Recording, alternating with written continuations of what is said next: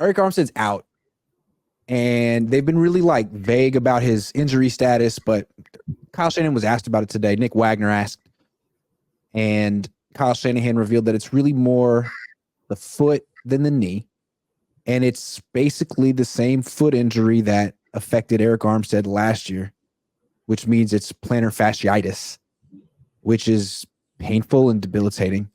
And he played through it at times last year, but frankly, not that well. He missed a bunch of games, came back, played the final 6 regular season games, didn't do much, and then was really good in the playoffs. So it's possible he may not play again in the regular season this year. And when he does return, he won't be the dominant player he was just a few weeks ago. How do you read this Arik Armstead news, Coach?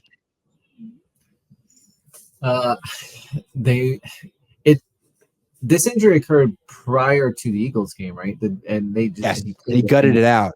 And he gutted it out, right? So I would think that he probably could gut it out for the playoffs, right? Right. So the plan is they beat the Eagles, have a little leeway, right? Because the Eagles have been losing. So I think they probably will do the same thing, right? Just let it try to rest him and get him as much rest as they possibly can before the playoffs, and then gut it out, right? I mean, because I think I'm assuming, Grant, what they'll probably do is based on how this game goes and the rest of the NFC goes, like they could possibly get a bye week without the best of getting 2 bye weeks, right? Because if that Rams game at the end of the year means nothing, then it won't matter, right? They can rest the rest of their starters, including Armstead, right? And then maybe that could help them. Maybe it could help him long term into the playoffs, and rest that plantar fasciitis. So Leon, Arik Armstead should come back at some point this season.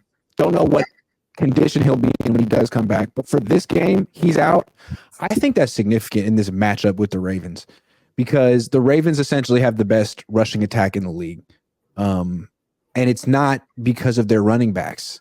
It's because of their offensive line and their quarterback. Their 11-on-11 style football and their dominant offensive line. Cardinals won the line of scrimmage against the Niners last week with Armstead out.